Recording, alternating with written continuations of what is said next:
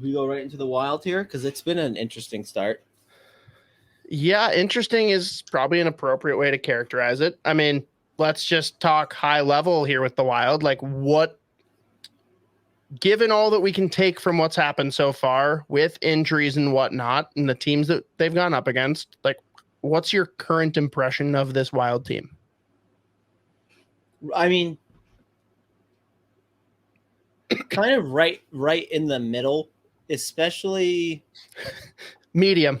They're medium. I'm like, because I just haven't seen them really put together a full game of like, if I think this team's gonna hit this year and be really good and exceed. I've seen flashes of it, but not anything that's been like, oh, I'm leaning towards that. But then on the other side, like there have been games where they've been terrible, but more so like sequences where they've been terrible, or like passages of, which I guess is just hockey. So maybe that just makes sense. But like, I still don't really know what they are yet. And well, so again, it's crazy. It's just like, it's every year. Immediately they come up with these fucking injuries. And it's like, but let's take a step back then. Because I know there's subjectivity to this. Like there's certain teams that you can tell right away you're good or right away you're bad. But do you have like a rule of thumb, like how long you wait before you make a decision on what a team is or isn't? Like, is it an amount of games? Is it something you need to see from the team that's good or bad? Like, how do you kind of place the stamp? Like, when will you be able to decide whether the Wild are good or not? I usually like to think I have somewhat of an idea around like the 15 game mark, where it's like, all right, like I feel like that's a long enough time where you've had guys injured, they've come back, or you've been fully healthy, or even at that point, sometimes like, all right, well, they're just gonna be hurt, they're just gonna be fucking injured all year. Downs, so, yeah. Changes in the lineup. Oh wait, Dean would never. Never. Even if there's a fire. Even if there's a fire, never. Johnny Hopkins and Sloan Kettering, and they were playing. Anyways, oh my god, I had an Uber driver last week. We were going out to a bar to watch the first Gopher Nodak game, and he was wearing a John Hopkins hoodie and hat. And so immediately I asked him, like, you ever hang out with Johnny Hopkins? And dude had no clue what I was talking about. I'm like, he was like, please stop talking to me. You can't hang. No, he was like a friendly, like talkative guy. Then I asked him that question, and he's just like, what are you talking about? He probably knew exactly what you were asking me. He was like, everyone asks me this every single time. I don't know why I wear this sweatshirt anymore. This is bullshit. But yeah, no, I feel like the 15 game mark is somewhat, you have an idea. Because I mean, what's the timeline? Everyone starts looking at like, this is when you have an idea of like playoffs, is right, like American Thanksgiving or whatever. I've lived by that for the last decade, ever since Bob McKenzie said it.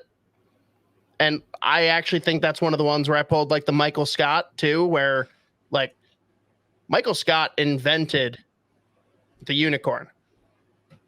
Just a skinny rhino, right? Just a horse with a spike in its head. Before anyone told him it existed.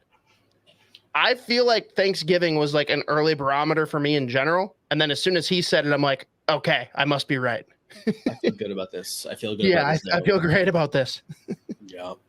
And it's just like, it's funny because like, as I was saying, like I'm right down the middle with like, even you look at their like goals for 25, goals against 25, where it's just like, it's either like at no point are they just like fine. It's either like, oh, they're fucking clicking right now, or it's like, oh my god, they might lose 14-0 if they play like this. And it's, you have that experience like 5 or 6 times throughout one game.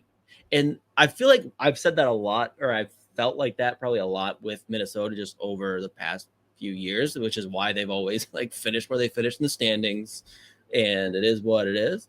But it's just like, this year, I thought there would be a little bit more of an inkling one way or the other. Like either it was going to be still like, hey, we're going to be competing, but we're not, like, you know, we're still waiting for those buyout years to end, whatever, that we can start making shit happen. Or it was like, yeah, well, that just doesn't work. Like, you can't do that. I thought this might be one year where I'm like, I think I have a better idea one way or the other if this is going to work or not. And like, I mean, Spurgeon going out and Boldy going out is obviously not helping. But again, the fact that they're still having games where they're scoring tons of goals, and there's like games where they defend well enough. Who are they doing it against? Right, fair enough. But I mean, like, even like last night's game was bananas to me because I felt like they were generating chances left and right. And like after the first period, I was like, of fucking course, Jack Campbell remembered how to fucking play hockey against Minnesota. And then he immediately gave up 6 goals. Like, so, and Hartman, holy shit. Again, don't understand how they love beef. Bad contract. Bad contract. No. I still, the fucking people, the beef that people have is just the right. It blows my mind. But I mean, I don't know. Like, where are you at with them? Because they just continue to perplex me where I don't really know where they go, like how they fit it. Like, I don't know what this team is yet. It's tough because I'm kind of viewing everything in buckets, right? Like, largely very happy with Gustafsson. Like, over the small sample we have, if I have to say good or bad, I'm definitely going thumbs up on that Gladiator, right? But then you look at some of the, like, blue line as a whole, awful.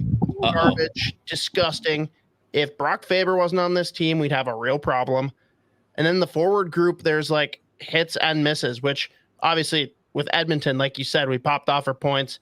Hartman had 3 goals, 2 assists. Like, that line looked good again. They were unbelievable. But that's the only game that they've really looked that good to me.